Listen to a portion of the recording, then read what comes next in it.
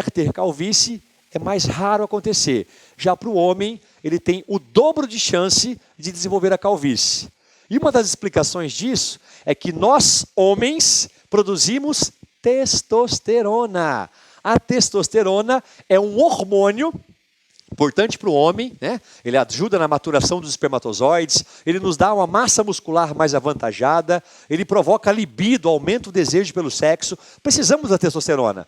Só que para o homem, a testosterona, ela influencia o gene da calvície. Então, se você tem o gene da calvície, e é homem, produz testosterona, você vai desenvolver esse problema com mais facilidade. A mulher pode ter o gene da calvície, mas a mulher quase não produz testosterona, porque é um hormônio preferencialmente masculino, embora elas produzam uma taxa pequena. Mas por produzir menos testosterona, é mais difícil ele influenciar o gene da calvície. Agora, se essa menina fizer uso de anabolizantes à base de testosterona, ela pode desenvolver a calvície caso ela tenha o gene para essa característica. É muito comum rapazes, adolescentes, quando começam a aplicar anabolizantes com o objetivo de aumentar rapidamente a massa muscular, a maioria dos anabolizantes são feitos à base de testosterona, só que de uma forma sintética. Aí o garoto, 16, 17, 18 anos, bastante cabelo, só que tem o gene da calvície, o pai dele é careca. Então ele acha que vai desenvolver a calvície lá por volta dos 30, 40 anos. Aí quando ele aplica testosterona no corpo para aumentar a massa muscular, em 1 ano ele está calvo. Essa é a explicação. O hormônio testosterona deixa alguns garotos calvos quando fazem uso de anabolizante, porque eles têm o gene da calvície. E agora, na presença de uma taxa maior de testosterona, acabam provocando a calvície mais precocemente. Então vamos lá. Temos aqui um heredograma. Heredograma é uma coisa muito comum no estudo da genética. Aí temos que reconhecer algumas coisas. Por exemplo, a caixinha e a bolinha. O que é isso? Vamos lá. Quando você encontrar uma caixinha, um quadradinho, isso se refere ao masculino. Homens são representados com quadrado. Tá aqui. Aí, se ele estiver todo escuro, é porque ele é portador do problema, é portador da doença, ele é afetado. Então, aqui nós temos homens, homem afetado, se estiver preenchido, e se estiver vazio, a caixinha eu vou chamar de homem normal. E se for bolinha, Sarajoto? Bolinha é das meninas, é das mulheres. Bolinha cheia é mulher afetada. Bolinha vazia é mulher não afetada, não portadora desse problema. Com base no texto e no heredograma, assinale a alternativa que apresenta o mais provável padrão de herança representado. A mulher e o homem, vamos dar uma olhada aqui, ó. Quando eu falo homem, o homem tem o total de quantos cromossomos? 46 cromossomos, tanto o homem quanto a mulher. Desses 46, 2 deles são chamados de cromossomos sexuais. É o que a gente chama de cromossomo X e cromossomo Y, se for homem. Se for mulher, serão 2 cromossomos com a característica X. Então vamos lá. Homem, ele vai ter 44 cromossomos normais, que a gente chama de autossomos.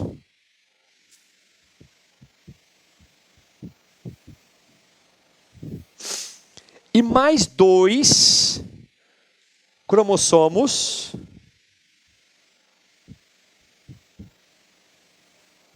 sexuais, que é o X e o Y. Então poderia representar assim, ó. O homem, ele é 44A mais o X e o Y, que são os cromossomos sexuais. E a mulher? Como representa a mulher? Também vai ter 44 cromossomos, diria, normais ou autossômicos, e mais 2 cromossomos sexuais. Mas no caso da mulher, apenas o cromossomo X. Então o homem vai ser 44XY e a mulher vai ser 44XX. Se eu somar todos, dá 46. 44 mais o X e o Y dá o total de 46, que é o número normal de cromossomos na espécie humana. Olha o que ele diz na letra A. Essa herança é ligada ao X e é recessiva. ligada ao X pode ocorrer tanto no homem, que tem X, quanto na mulher, certo? Se você visualizar na imagem, nós só temos herança em homens. Essa característica está representada só em homens, embora saiba que a calvície também acontece em mulheres. Tá? Sabendo que a calvície acontece também em mulheres, poderia aparecer alguma mulher aqui. Só que para acontecer na mulher, dê uma olhada. Olha só. A calvície, já é sabido que ela é uma característica que não está ligada ao sexo. Então está ligada aos cromossomos chamados de autossômicos. A calvície é uma herança autossômica, só que influenciada pelo sexo. Então a informação não está no cromossomo sexual, nem no X, nem no Y. Tá? Só que ela é influenciada pelo sexo, porque se for do sexo masculino, ele produz o hormônio testosterona, que é o hormônio de característica que influencia no gene da calvície. Então veja só, se for um homem, ele pode ter o seguinte cromossomo. Homem vai ser cesão, característica dominante.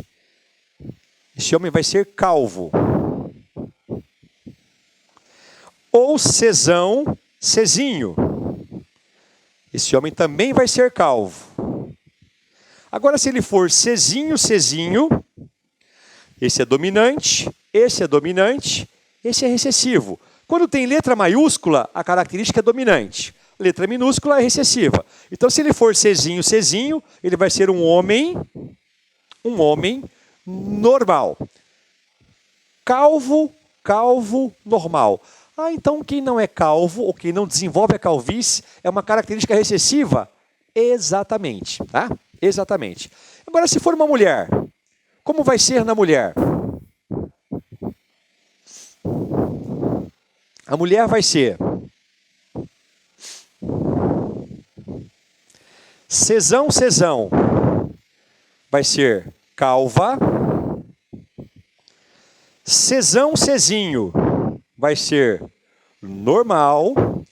E cesinho também vai ser normal. E você poderia me dizer, mas Sarajoto, cesão, cesinho no homem é calvo. Porque tem o gene dominante da calvície e o gene que não é da calvície. Mas quando o dominante está perto do recessivo, predomina o dominante. Mas por que na mulher isso não acontece? A mulher cesão, cesinho, apesar de ter o gene da calvície, ele não se expressa. Por que não se expressa? Vamos dar uma olhada aqui, ó. Eu teria que ter 2 cesão da calvície, perdão, esse aqui é do normal. Na mulher, ela tem o da calvície. Mas se ter um outro gene que não é da calvície, ela não se expressa. Porque ela precisaria do hormônio sexual testosterona, que ela quase não produz. Então, as mulheres que são heterozigotas, quando tem maiúsculo e minúsculo, eu chamo de heterozigoto. Quando são 2 iguais, homozigoto. Homozigoto dominante, heterozigoto também dominante, e homozigoto recessivo. No caso das mulheres, o heterozigoto não determina a característica da calvície. Já expliquei o porquê. Porque por influência do hormônio testosterona. Então vamos dar uma olhada novamente. Na questão.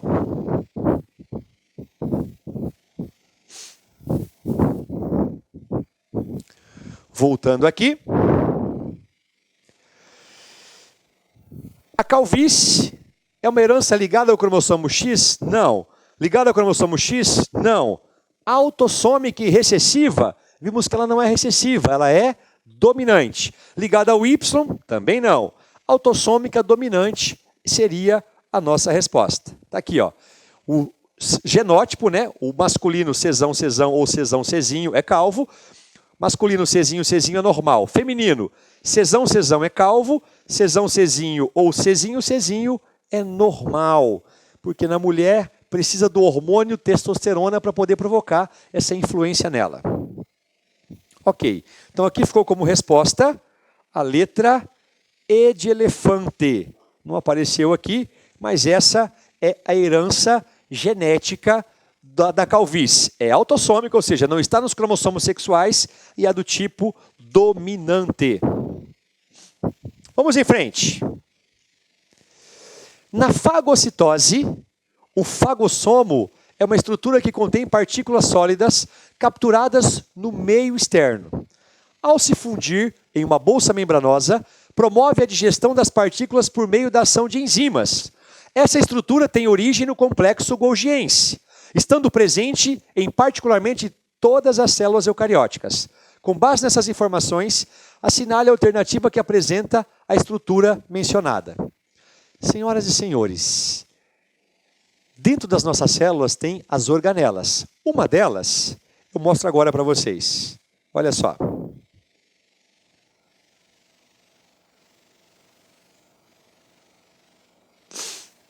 Uma das nossas células,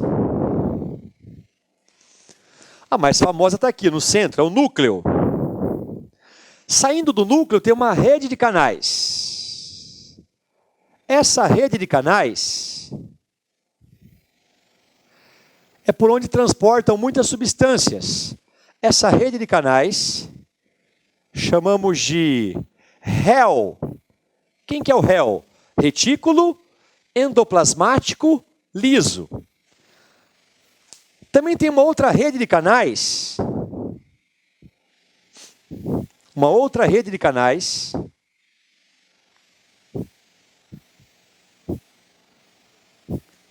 Só que eu encontro na superfície dela umas bolinhas. Essas bolinhas,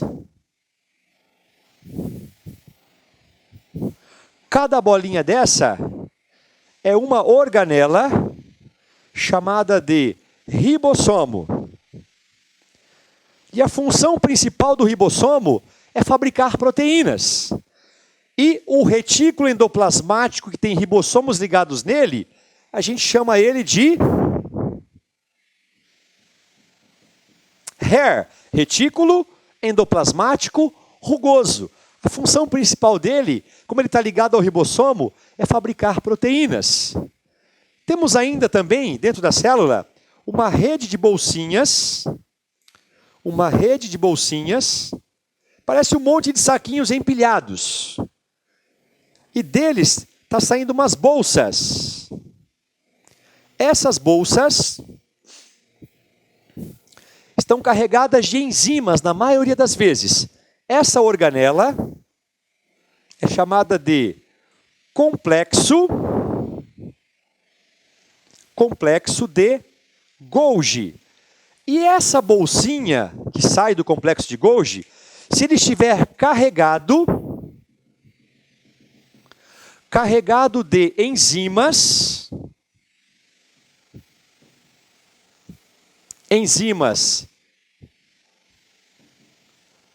digestivas, aí essa bolsinha tem um nome. Essa bolsinha vai ser chamada de lisossomo. Lisossomo são bolsinhas carregadas de enzimas digestivas. Para que servem essas enzimas digestivas? Serve para fazer a digestão. Dê uma olhada na imagem.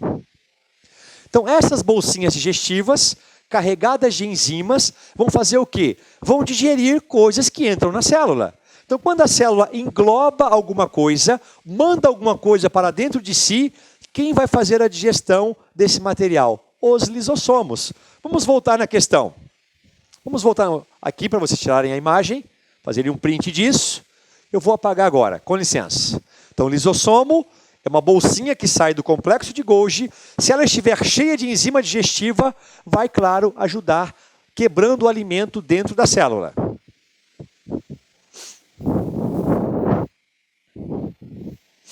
Então vamos lá. Olha a questão. Fagocitose é quando a célula engloba partículas de alimento. engloba pedacinhos ou corpos estranhos ou fragmentos de alimento que chegou perto dela. Nós temos uma célula de defesa muito famosa chamada macrófago. Ele é um comedor de corpos estranhos. O macrófago, quando ele vê uma bactéria, ele se aproxima dela e engole o macrófago. Joga ele para dentro e depois pede para os lisossomos fazerem a digestão desse material. Na fagocitose, o fagossomo, que é a bolsinha que carregou o alimento para dentro, é uma estrutura que contém partículas sólidas, capturadas do meio externo.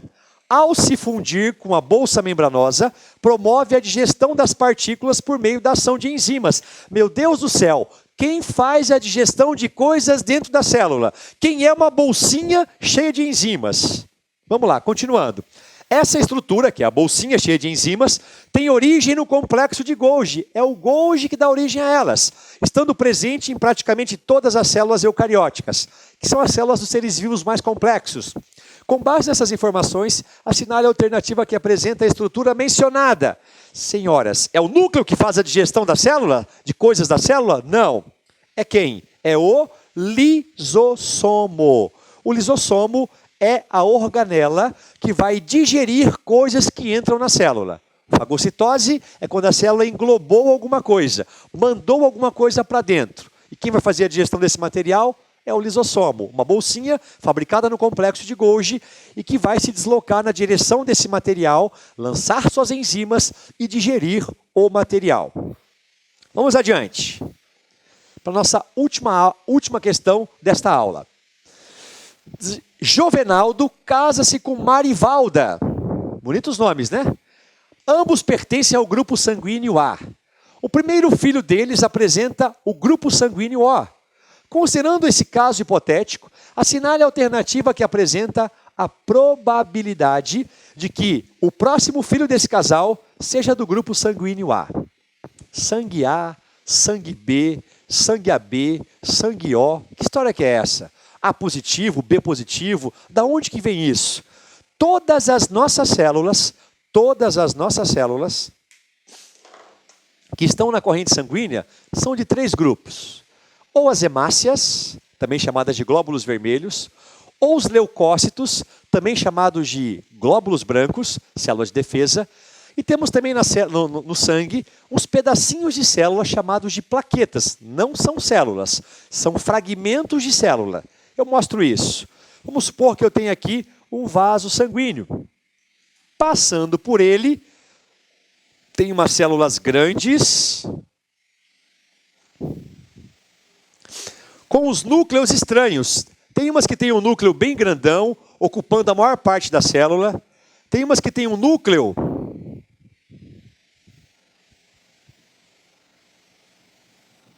que parece uma ferradura. Tem outras que têm um núcleo com 3 lobos.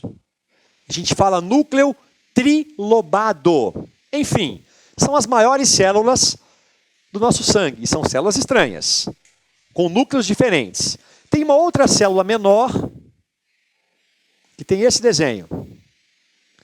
O meio dela é meio achatado, porque ela não tem núcleo. Apesar de ser uma célula, é uma célula anucleada.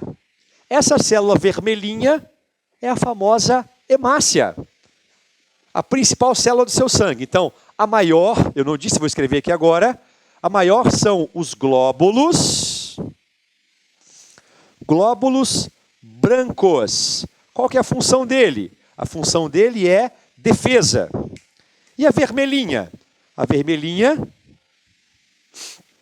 são as hemácias. Qual que é a função das hemácias? Transporte de oxigênio principalmente.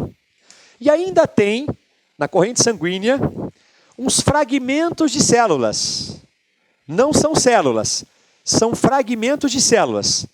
São menores. São chamadas de plaquetas. As plaquetas ajudam bastante no processo de coagulação sanguínea. Então a gente fala que no sangue tem 3 elementos figurados. Figurados porque quando eu boto uma gota de sangue no microscópio, são as imagens que eu consigo enxergar. Eu enxergo hemácias, eu enxergo leucócitos e enxergo plaquetas. São exatamente as hemácias, vou apagar tudo, deixar só as hemácias. São exatamente as hemácias que importam para mim. É nessa célula chamada de hemácia que eu vou encontrar nela uma proteína chamada de aglutinogênio A ou uma proteína chamada aglutinogênio B, ou uma terceira proteína chamada de fator RH. São essas três proteínas, a aglutinogênio A, B, aglutinogênio B e o fator RH, que vão determinar qual tipo de sangue você tem. Quando você vê alguém falando, fulano é A positivo, é porque ele tem a proteína A e o fator RH. Fulano é B negativo. Ele tem a proteína B, mas não tem o fator RH. Então, quando falar positivo, é porque aquela proteína está presente na hemácia. Quando falar negativo, é porque não está. Mas tem também um tipo de sangue que não tem a proteína A, que não tem a proteína B. Nem a e nem a B. Como é que eu vou chamar esse sangue? Esse é o sangue do tipo O. Então, o O não tem nenhuma proteína desse grupo na superfície das hemácias. Então, o sangue A vai ter o aglutinogênio A, o sangue B vai ter o aglutinogênio B, o sangue AB tem os dois, pensando somente em sistema ABO, o A, o B e o O. Agora, se eu pensar no positivo e negativo, é o fator RH. Se eu falo positivo, é porque tem o fator RH na superfície da hemácia. Se eu falar negativo, é porque ele não tem isso. Agora, vamos dar uma olhada na característica genética disso. Quando eu falo que alguém é do sangue A,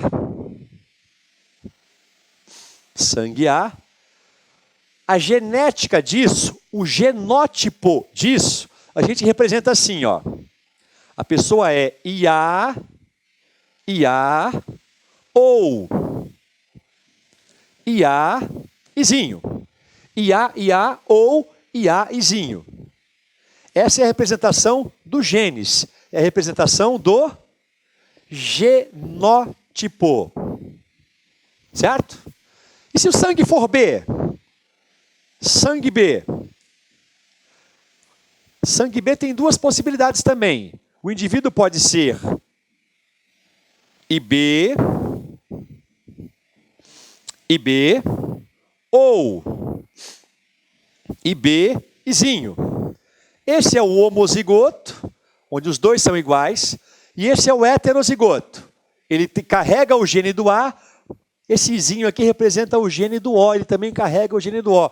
Mas como o A é dominante em relação ao O, prevalece a característica do sangue A. Aqui é a mesma coisa. IB é o homozigoto dominante, IB izinho, como o B é dominante em relação ao izinho, prevalece a característica do B. E ainda temos o sangue O. O sangue O, na genética de tipagem sanguínea, ele é recessivo, também chamado de sangue zero. Como é que eu represento ele na genética? Ele é izinho. A questão diz que o casal era do sangue A e que teve um filho do sangue O. Muita gente brinca com isso, né? O marido é sangue A, a esposa é sangue A. Como é que nasceu um filho de sangue O? Tem alguma coisa errada nisso? Não, a genética explica, é possível. Então vamos lá. Se o casal é sangue A, ele pode ser IA ou IA-izinho. Mas se eles são de sangue A, por exemplo, se fosse IA para o marido, cruzando com IA da esposa. Se você reparar, não tem outra possibilidade. IA cruzando com IA dá IA. Então aqui vai dar 100% das possibilidades, o indivíduo vai nascer IA. Isso aqui seria qual tipo de sangue? Seria o tipo de sangue A. E a questão está dizendo que o filho é do sangue O. Então não vai ser dessa forma. Eu não posso usar o homozigoto dominante. Então provavelmente vai ser isso aqui, ó. Se a mãe e o pai são de sangue A e estão tendo um filho de sangue diferente, que é o com certeza, essa mãe e esse pai devem ser heterozigotos, que é essa condição aqui, ó. Vamos colocar aqui o pai, IA, izinho, e a mãe também IA, izinho. Agora é possível, vamos lá. O primeiro daqui com o primeiro daqui. IA, IA. IA com IA, da IA, IA. Agora o primeiro com o segundo. IA com izinho vai dar o quê? IA, izinho. Agora o segundo com o primeiro. Izinho com IA, eu também represento o primeiro maiúsculo. IA, izinho. E para finalizar, izinho com izinho, está aqui, ó. Então, das quatro possibilidades, nasceu um com sangue A, um com sangue O, que é o izinho, izinho, e 3 com sangue A. Então, aqui eu posso dizer que tem 75% de nascer do tipo sanguíneo A e 25%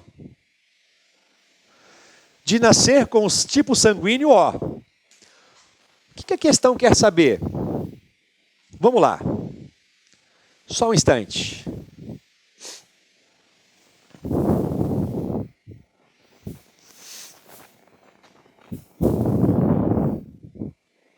Vamos lá.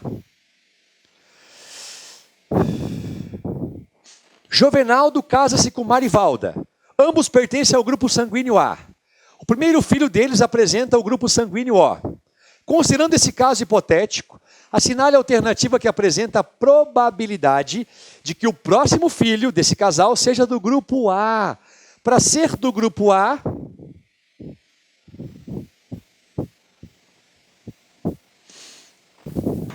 está aqui a conta, ó. 75%. Só um instante. 75% de chance de ter um filho A e apenas 25% de ter um filho O. Então a nossa resposta vai ser qual? Para ser do sangue A, total de 75%. Um abraço a todos, fiquem com Deus e até o nosso próximo encontro. Tchau para vocês.